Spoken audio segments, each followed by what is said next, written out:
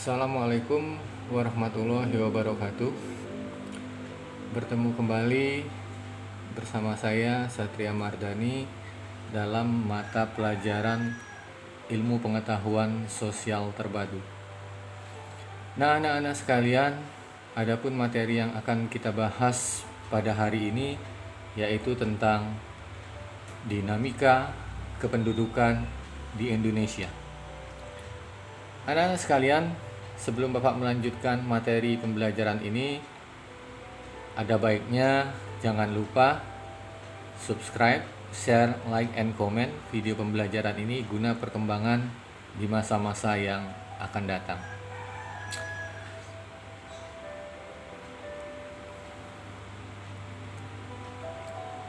Dinamika kependudukan di Indonesia. Dinamika penduduk adalah perubahan jumlah penduduk pada suatu wilayah yang disebabkan oleh 3 faktor, yaitu faktor kelahiran atau natalitas, faktor kematian atau mortalitas, dan faktor perpindahan atau imigrasi. 1. Jumlah penduduk. Diketahui bahwa Indonesia adalah sebuah negara yang sangat luas. Selain itu, Indonesia juga memiliki jumlah penduduk yang cukup banyak. Berdasarkan data kependudukan tahun 2020, jumlah penduduk Indonesia diperkirakan sebanyak 269,6 juta jiwa, yang terdiri dari 135,34 juta laki-laki berbanding 134,27 juta jiwa untuk perempuan. Nah, anak-anak sekalian, jumlah penduduk yang sangat besar ibarat pisau yang bermata dua, di mana salah satu sisi bisa menjadi keuntungan dengan jumlah penduduk usia produktif yang berlimpah. Namun di sisi lain bisa menjadi kerugian bila jumlah penduduk yang besar itu memiliki kualitas yang rendah jika dilihat dari pendidikan, kesehatan, dan kesejahteraan.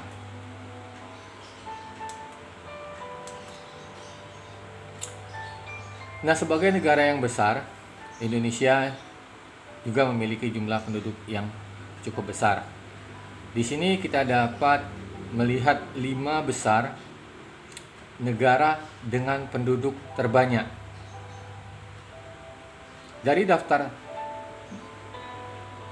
dalam video ini jelas terlihat bahwa jumlah penduduk Indonesia pada tahun 2020 adalah 269.613.600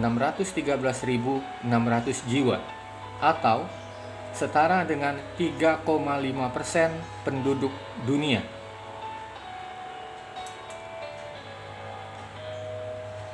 Nah, dengan luas wilayah daratan Indonesia yang seluas 1.922.570 km persegi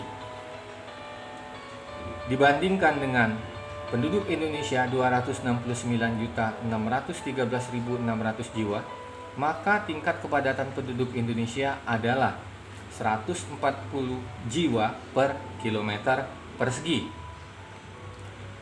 Nah, dalam hal ini menunjukkan bahwa kependudukan Indonesia masih termasuk sedang, karena hanya ada 140 jiwa dalam radius 1 km persegi.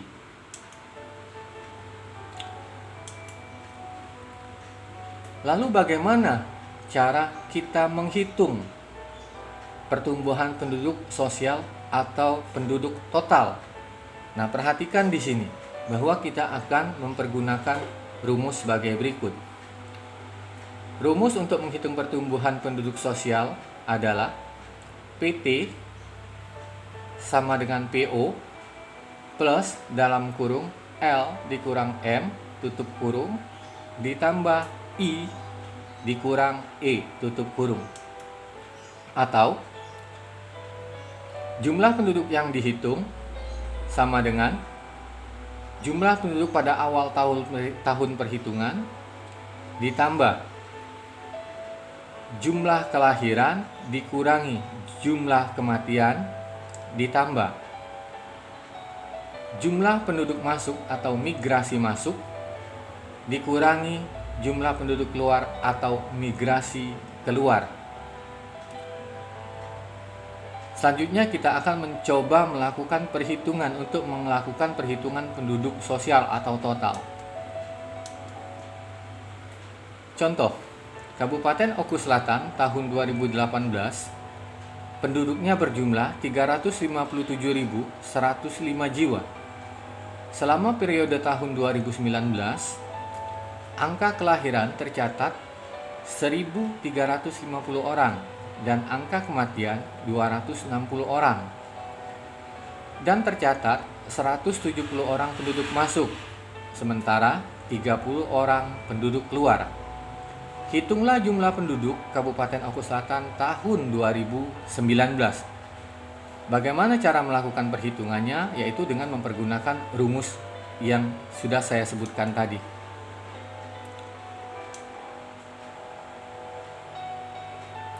Rumusnya adalah PT sama dengan jumlah penduduk pada awal tahun perhitungan, yaitu 357.105 jiwa, ditambah angka kelahiran 1.350 yang dikurangi dengan angka kematian 260 jiwa.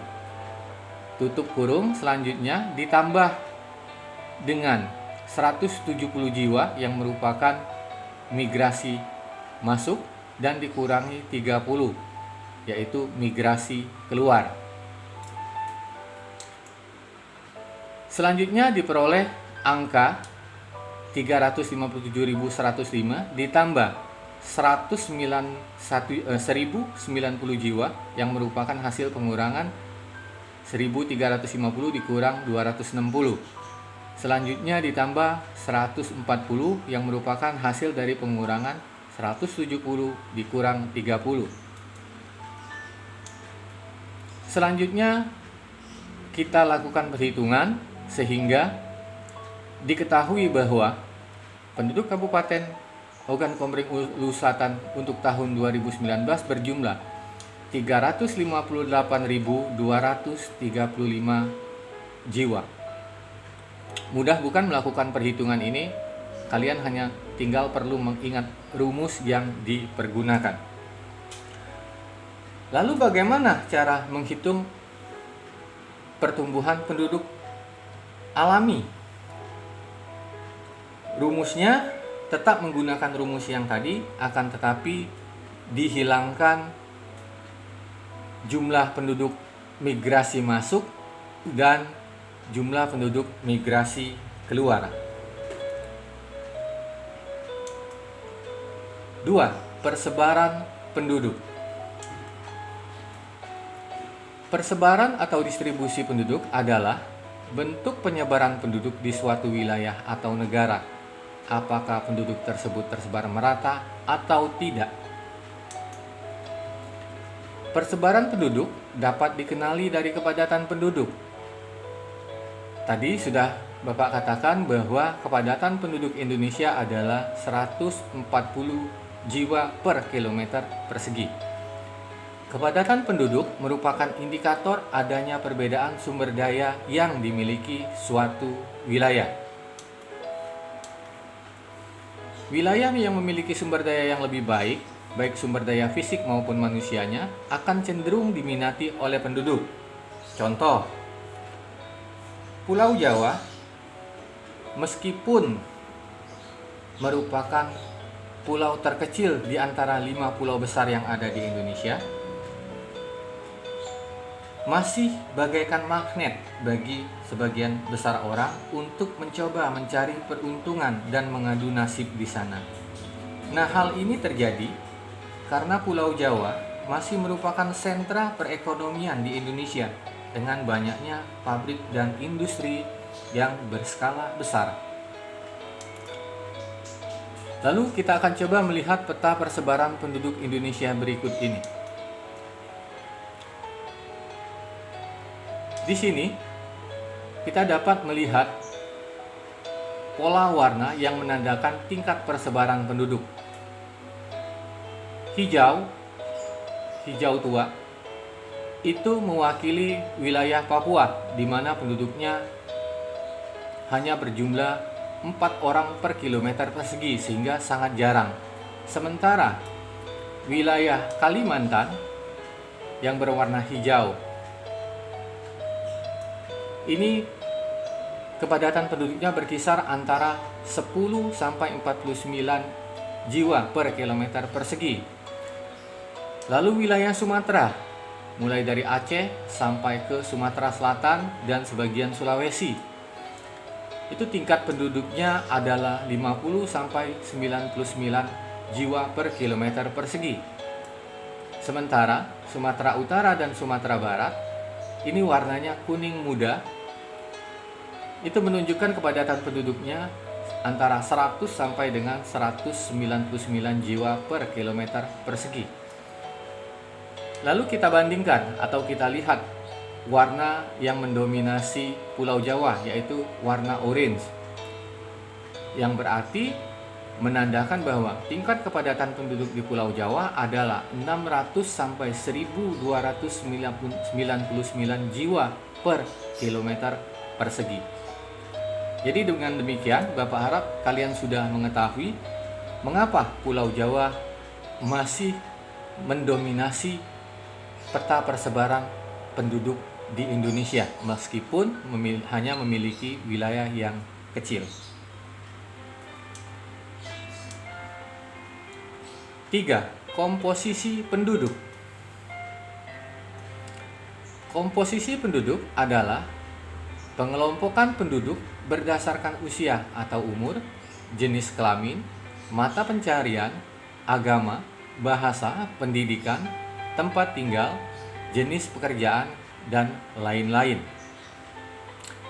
Nah, komposisi penduduk ini diperlukan oleh suatu negara untuk dapat dijadikan dasar pengambilan keputusan ataupun penentuan kebijakan dalam pelaksanaan pembangunan. Contoh, komposisi penduduk sangat diperlukan oleh pemerintah dalam mengambil keputusan untuk menentukan jatah pembagian pembangunan proyek-proyek fisik atau dalam melakukan pembagian penentuan program keluarga harapan. Jadi komposisi penduduk sangat dibutuhkan oleh pemerintah untuk dijadikan acuan dalam mengambil keputusan. A. Komposisi penduduk berdasarkan usia.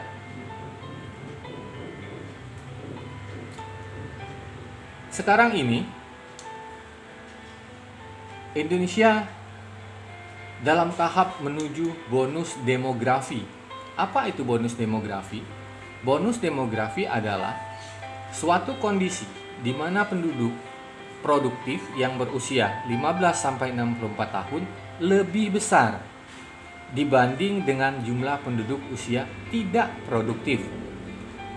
Perhatikan grafik jumlah penduduk Indonesia menurut komposisi, umur, dan jenis kelamin. Nah, di sana terlihat bahwa penduduk berusia produktif di Indonesia setelah dihitung itu berjumlah 183.363.700 jiwa. Berbanding dengan jumlah yang tidak produktif 0 sampai 14 tahun dan 64 tahun ke atas, yang jika dijumlahkan jumlahnya adalah 83.548.200 jiwa. Nah, bonus demografi ini terjadi karena keberhasilan kebijakan pemerintah dalam penerapan program keluarga berencana, sehingga mampu menekan angka kelahiran.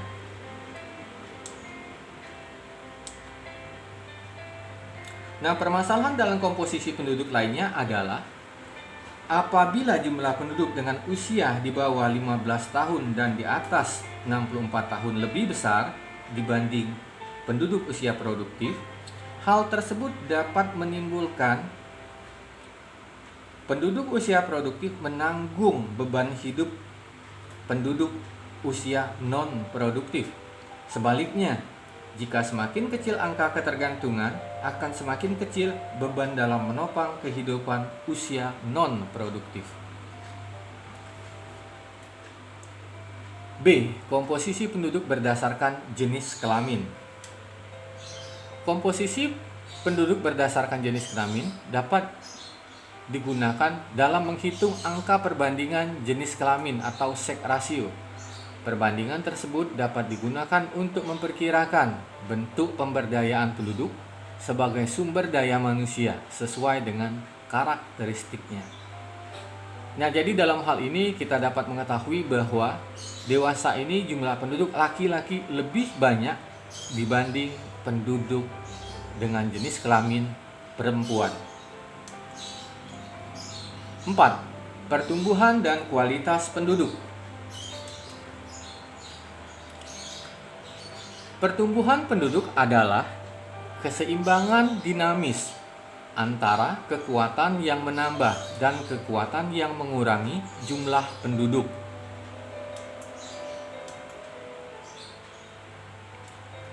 Nah, ada beberapa faktor yang mempengaruhi pertumbuhan penduduk, yaitu kelahiran, kematian, dan migrasi. Kelahiran dan kematian disebut faktor alami, sedangkan migrasi disebut faktor non-alami. Kelahiran bersifat menambah jumlah penduduk, sedangkan kematian bersifat mengurangi jumlah penduduk. Migrasi yang bersifat menambah disebut migrasi masuk atau imigrasi. Sedangkan migrasi yang bersifat mengurangi disebut migrasi keluar atau emigrasi.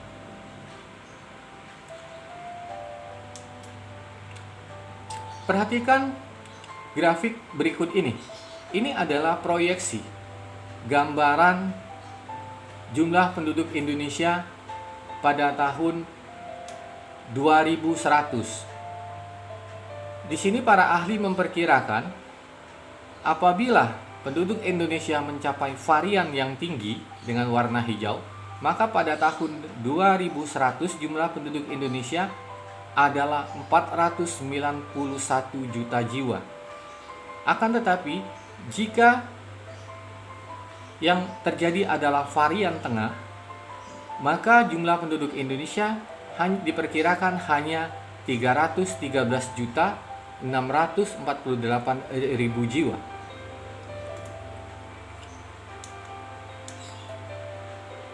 Nah, dalam periode 2010-2015, penduduk Indonesia mengalami penurunan, yaitu pertumbuhan penduduk Indonesia mengalami penurunan yaitu hanya 1,38%.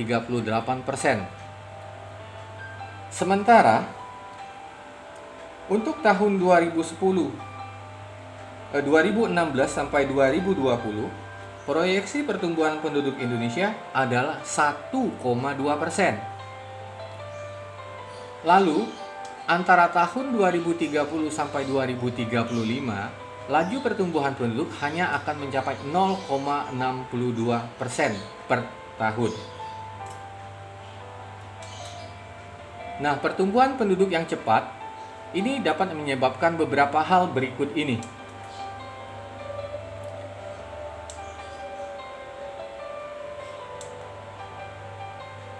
Nah, ini adalah hal-hal yang harus dihindari oleh pemerintah negara dalam menekan laju pertumbuhan penduduk yang cepat. Nah, masalah kependudukan di Indonesia yang terjadi dewasa ini adalah masalah dalam kemampuan sumber daya manusianya. Di Indonesia, masalah kualitas penduduk yang terjadi dipengaruhi oleh rendahnya tingkat pendidikan, Rendahnya tingkat kesejahteraan yang kemudian dapat berpengaruh pada pendapatan per kapita masyarakat yang rendah. Pendapatan per kapita yang rendah menyebabkan orang tua tidak mampu menyekolahkan anak, sehingga banyak anak yang putus sekolah atau berhenti sebelum tamat sekolah. Kita perhatikan grafik komposisi penduduk berdasarkan pendidikan di Indonesia. Jika kita melihat di sini, jumlah penduduk Indonesia yang hanya tamat sekolah dasar itu 31%, berbanding 17% untuk siswa yang tamat SMP. Selanjutnya 17% juga untuk siswa yang tamat SMA. Sementara yang tidak atau belum sekolah itu 19%. Jadi dalam hal ini tingkat pendidikan Indonesia 31%, atau yang paling besar itu hanya dibatasi oleh siswa yang tamat sekolah dasar. Nah, meskipun pada saat ini program wajib belajar 12 tahun yang dicanangkan oleh pemerintah untuk seluruh anak usia sekolah di Indonesia telah ditunjang oleh dana bantuan operasional sekolah atau BOS, di beberapa tempat masih terdapat anak usia sekolah yang tidak bersekolah atau putus sekolah dengan berbagai alasan. Nah, ini adalah hal-hal yang harus diperhatikan oleh anak-anak sekalian. Jadi pemerintah sudah mengambil kebijakan memberikan fasilitas sekolah gratis bagi seluruh siswa usia sekolah di Indonesia. 5. Keragaman etnis dan budaya. Masyarakat Indonesia merupakan masyarakat yang memiliki suku bangsa dan budaya yang beragam. Suku bangsa sering disebut dengan etnik. Menurut Kunchoro-Ningrat, suku bangsa berarti sekelompok manusia yang mempunyai kesatuan budaya dan terikat oleh kesadaran budaya tersebut, sehingga menjadi identitas. Kesadaran dan identitas biasanya dikuatkan oleh kesatuan bahasa. Jadi di Indonesia kita mengenal banyak sekali bahasa-bahasa daerah. Hal inilah yang membuat Indonesia menjadi negara kesatuan Republik Indonesia karena dikuatkan oleh kesatuan bahasa. Suku bangsa adalah gabungan sosial yang dibedakan dari golongan-golongan sosial, sebab mempunyai ciri paling mendasar dan umum berkaitan dengan asal-usul, tempat asal, serta kebudayaan.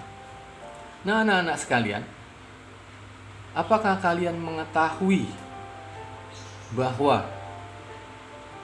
rumah adat Palembang yang disebut dengan Rumah Limas ini pernah diabadikan oleh pemerintah dalam lembaran uang Rp10.000. Jadi sepatutnya sebagai masyarakat Provinsi Sumatera Selatan, khususnya Palembang, itu kita wajib berbangga. Karena salah satu kebudayaan Palembang itu setelah diakomodir sebagai gambar pada satuan mata uang Republik Indonesia, yaitu rupiah. Ciri-ciri suku bangsa memiliki kesamaan kebudayaan, bahasa, adat istiadat, dan nenek moyang. Ciri mendasar yang membedakan suku bangsa dengan satu dengan lainnya antara lain bahasa daerah, adat istiadat, sistem kekerabatan, kesenian daerah, dan tempat asal. Menurut penelitian Badan Pusat Statistik atau BPS yang dilaksanakan tahun 2010, di Indonesia terdapat 1.128 suku bangsa. Jadi banyak sekali suku bangsa di Indonesia. Jika kita melihat di Kabupaten Oku Selatan saja, kita bisa menyebutkan beberapa suku. Di antaranya suku Dayak, suku Semendo, suku Jawa, suku Palembang, dan lain-lain. Nah, setiap daerah memiliki kebudayaan yang khas. Keragaman budaya tersebut dapat diketahui melalui bentuk pakaian adat, lagu daerah, tarian daerah, rumah adat, upacara adat, dan lain sebagainya. Berikut ini akan Bapak tampilkan nama-nama rumah adat dari berbagai daerah yang ada di Indonesia. Mulai dari Aceh sampai Papua. Jadi banyak sekali rumah adat yang ada di Indonesia.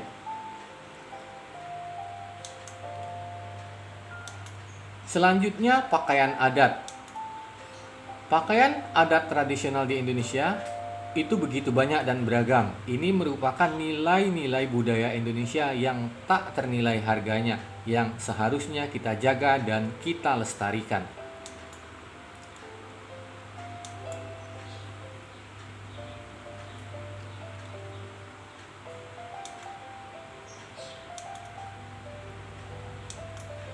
C. Tarian daerah. Tari merupakan salah satu aspek seni untuk mengungkapkan perasaan melalui gerak.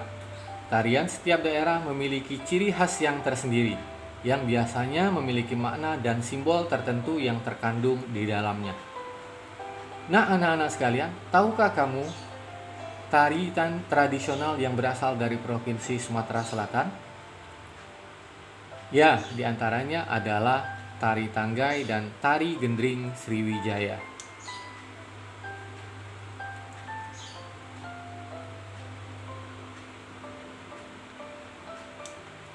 Nah, anak-anak sekalian, sebagai salah satu bentuk pengabdian kita sebagai warga negara Republik Indonesia, sudah sepatutnya kita wajib menjaga keragaman etnik dan budaya kita agar budaya tersebut tidak diambil atau diakui oleh bangsa lain. Nah, anak-anak sekalian, demikianlah pertemuan kita dalam membahas dinamika kependudukan di Indonesia. Semoga apa yang Bapak sajikan di dalam video pembelajaran ini dapat bermanfaat. Sekian dan terima kasih. Wassalamualaikum warahmatullahi wabarakatuh.